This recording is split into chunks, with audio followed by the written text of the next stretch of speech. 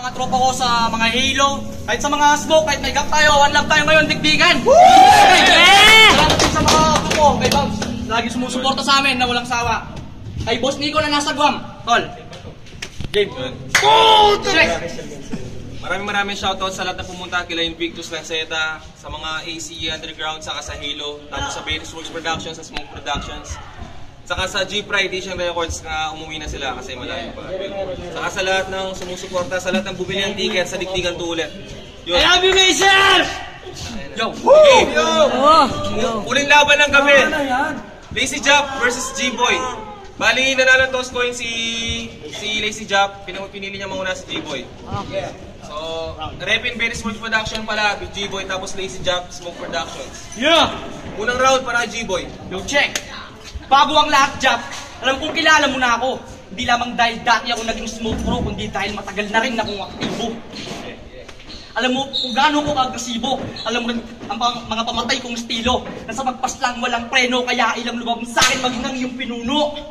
Tapos, sa kabila ng lahat ng yon, mamalitin mo ko. Sa laki kong to, gago, mamalitin mo ko.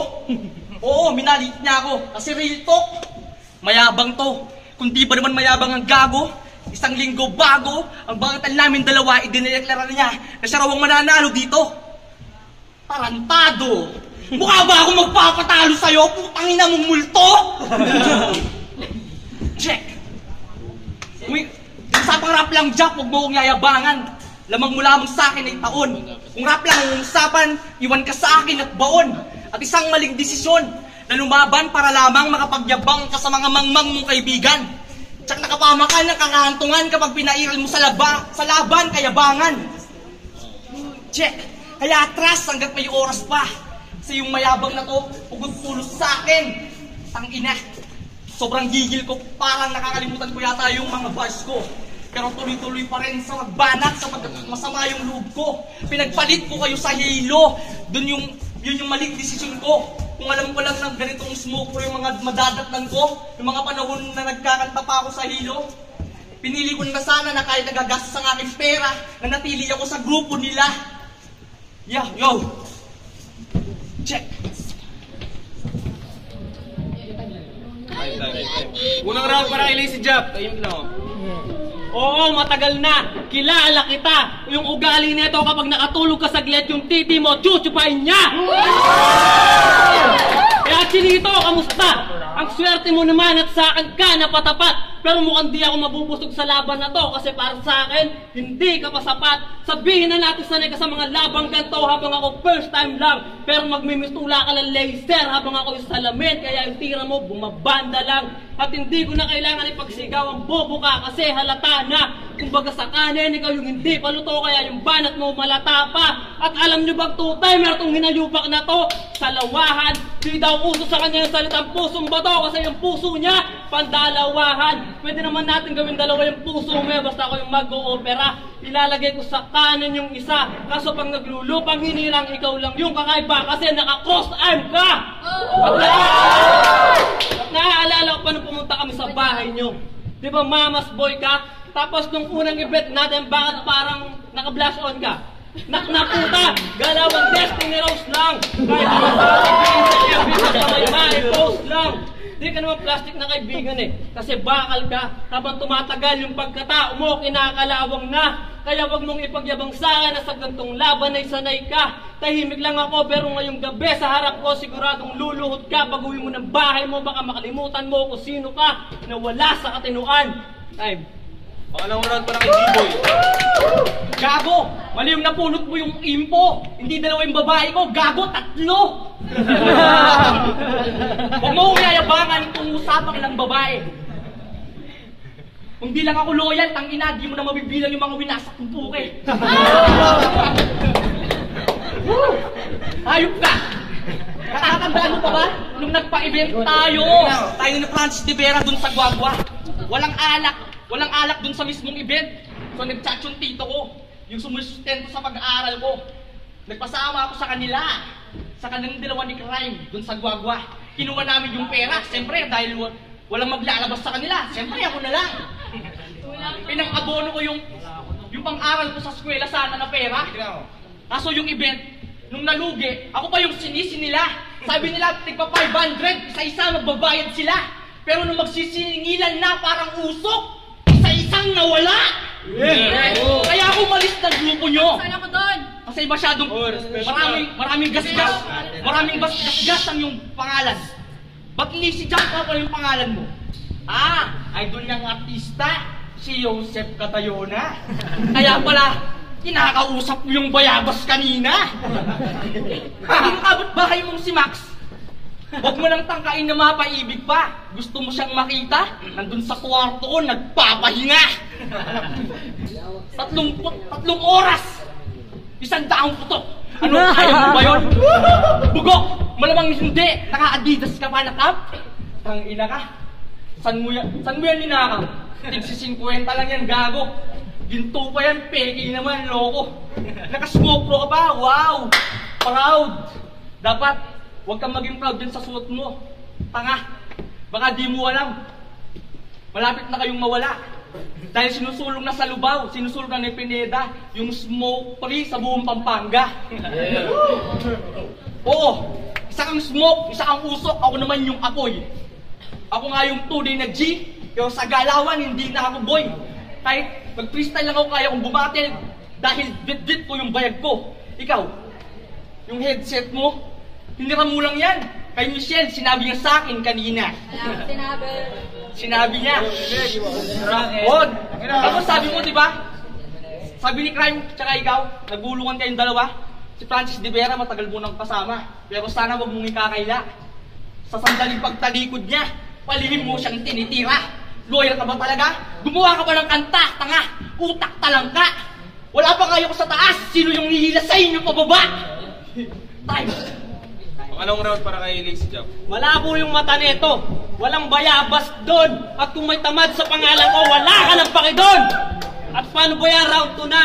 Ayaw mo pa bang mag-al sa balutan? Halatang halata na si Gago nag-uumpisa na ang kilabutan. Tanggapin mo na lang kasi nasa laban na to, ay talo ka. Huwag mo nang pahirapan niya sarili mo kasi sa akin, imposible na manalo ka. Anong feeling mo? Nasa panaginip ka? Na ikaw yung prinsipeng matipuno at matikas? Habang nakasakay sa kabayo, hawak mo yung espada. Wow, puta, ang angas! Pero bigla akong dumating na nakasakay sa pulang Ferrari.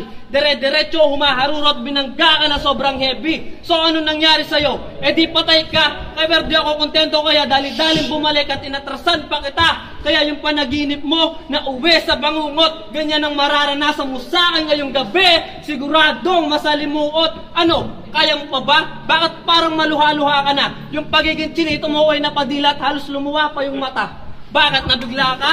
Na sa pagiging tahimik ko may diablo sa akin katauhan. Pagkatapos na laban na ito, magpapasalamat ka sa akin dahil ikaw ay natauhan. Oktubre 24, 2015. Ang araw na isusumpa mo sa buong buhay mo. Magmamakaawa ka sa akin habang yung libingan mo hinuhukay ko. Pero siyempre, di naman ako ganong kasama. Kaya bago kita ibaon, papakainin pa kita. Ipapakain ko lahat ng mga bala ko sa iyo hanggang sa malagutan ka ng ilinga. At irerebat ko lang yung kanina. So ano, mayaman ka? Ipagsigawan mong, pinagsisigawan mong mayaman ka, abang mayabang ka. Ipagsigawan mong mayaman ka kapag sa bahay nyo, hindi ka pala muling hinayupak ka.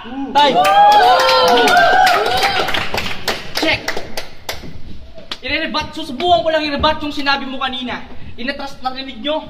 Inatrasan daw niya ako dun sa kotse niyang Ferrari. Gago, di mo ako maloloko, yung motor mo nga Rusi. Ano? Oo, buti yung pagpunta nyo sa bahay namin, natandaan mo. Gago, naubos yung nanay ko, lahat ng pagkain, inubos nyo. Mga patay buka, mga dugyo. Shit! Ang itim mo, gago. Mas mabaw ka pa sa puwet. Oo. Natatandaan mo pa ba nun? Ha? Pinagbantay kita dun sa alak, pero ikaw mismo yung umubos. Tapos, ako pa yung nasira dun sa mga lahat ng guest na aking inimbita.